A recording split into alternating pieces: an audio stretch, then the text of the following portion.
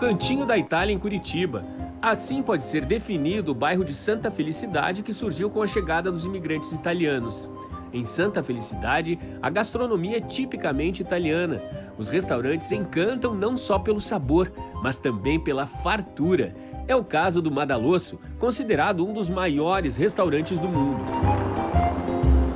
O portal do bairro de Santa Felicidade é um símbolo das três coisas mais importantes para os italianos: a família, representada pela forma de uma casa, o trabalho, representado por um arco, e a religião, representada por uma torre pontiaguda.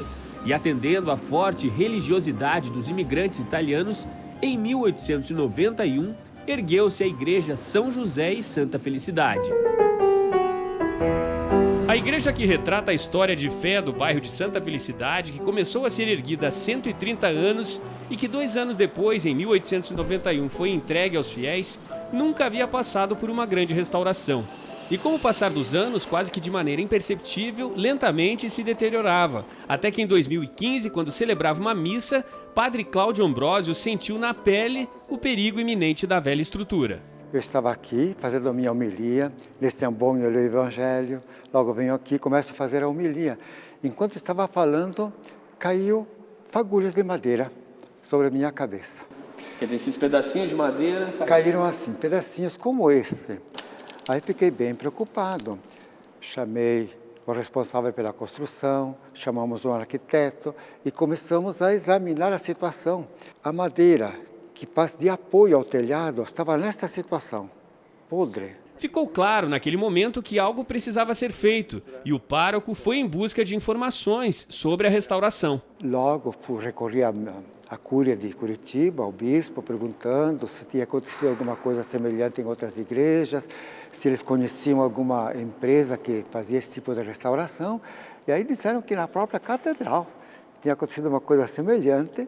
Me indicaram a empresa que fez a restauração da catedral, entrei em contato com eles. Os estudos logo começaram e foi confirmado. Na estrutura do forro, nos telhados e na parte externa da igreja, com várias e visíveis fissuras, a ação do tempo indicava a necessidade de uma completa restauração. O primeiro deles, que nós precisaríamos mexer de uma forma primeira, pela fragilidade que estava, seria a cobertura.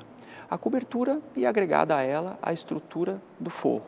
Então foi esse o grande trabalho, né? O manter do estado que está para que a partir daquele momento ela não piorasse, né? A igreja de Santa Felicidade, que foi erguida com a força dos fiéis, à época imigrantes italianos que começavam a ocupar a região, viu o bairro crescer, acompanhou as mudanças na cidade e agora está sendo restaurada da mesma maneira, através de recursos da própria comunidade. Mostrei isso aqui, falei para a comunidade, não só para a igreja, mas a Associação Comercial de Santa Felicidade, todos disseram, temos que fazer essa restauração, custe o que custar, e essa é uma tarefa não só da igreja, mas de toda a comunidade, e hoje passou o meu medo. Os trabalhos de restauração começaram há pouco mais de 2 anos. A igreja já está reestruturada na maior parte do forro, no telhado. As fissuras nas paredes externas foram fechadas. A igreja também ganhou de volta a pintura original.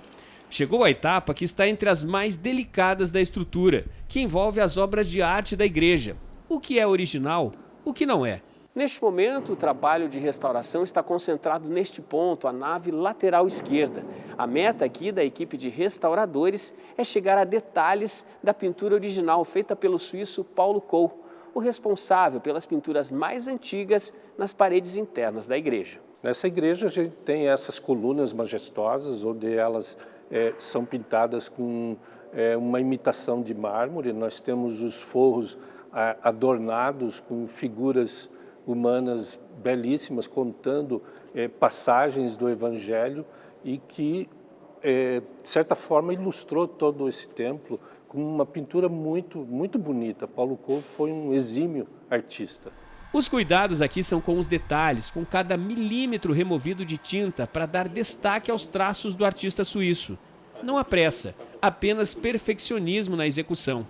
A comunidade que abraçou a causa da igreja sabe que não apenas a contribuição para garantir os recursos financeiros da restauração, mas que paciência e fé deixarão a igreja a cada dia mais linda e acolhedora a novos fiéis. A comunidade sabe que isso aqui é parte da sua história. Foram seus pais, seus avós que aqui construíram e que aqui viveram, e que se eles estão aqui hoje é graças a esse antepassado, e isso está materializado nesse prédio.